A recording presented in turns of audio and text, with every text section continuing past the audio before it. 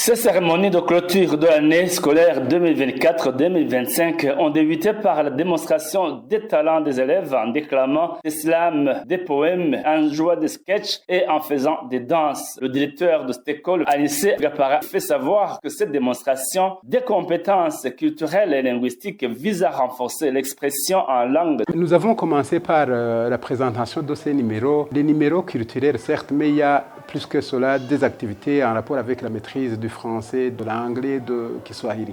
Nous avons un projet qui s'intitule la promotion d'une école performante que nous avons bâti ensemble avec les parents. Alors, c'était un moment opportun pour pouvoir évaluer là où nous en sommes à la fin de l'année. Nous avons saisi cette opportunité parce qu'avec la proclamation, nous avons la présence de beaucoup de parents. Alors, c'était juste un bon moment pour leur montrer les activités préparées par leurs enfants afin de leur montrer effectivement la maîtrise de ces 3 langues ou 4 langues qu'on apprend à l'école. Une mention spéciale peut-être pour le français parce que le français étant une langue enseignée, étant aussi une langue d'enseignement, nous avons mis un accent particulier sur cette langue parce que la maîtrise de cette langue conditionne ipso facto la maîtrise d'autres disciplines, y compris les mathématiques, l'entrepreneuriat ou les sciences et technologies.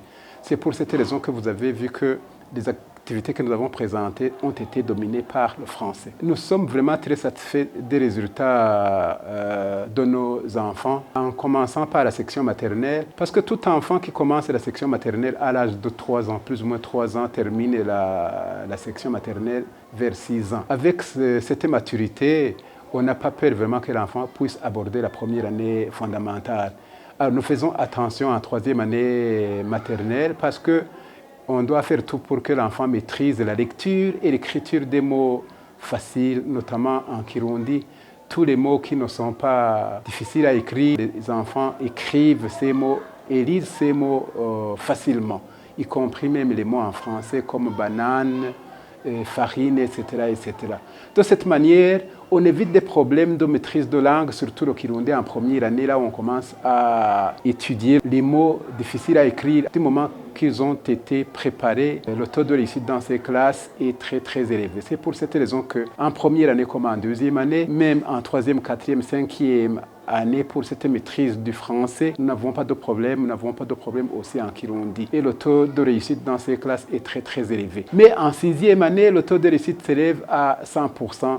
En moyenne, en général, nous avons vu que les enfants ont très bien réussi, les enseignants sont contents et les parents sont aussi contents. Avant ça, au 4e cycle, 7e, 8e, 9e, ils ont bien travaillé. En 9e année, nous avons un taux de réussite de 100%. Et le premier enfant en 9e année a 177 sur 200, soit 83,7%. Le dernier chez nous a ça 23, soit un pourcentage de 61,5%. Et 8 enfants ont plus de 70%. Les autres ont entre 61,5% et 70%. Ce sont des résultats vraiment très, très satisfaisants. Nous attendons le classement au niveau national et nous espérons que nous allons être classés parmi les meilleures écoles de ce pays. C'est toujours le même message de travail assidu et à l'école et aux familles parce que la réussite, ce n'est pas seulement le travail de l'école, c'est aussi le travail des parents, la disponibilisation du matériel à temps et quand il faut, l'encadrement des enfants, le suivi des enfants, la concertation avec l'école, parce que notre devise, c'est le travail, la collaboration et l'excellence.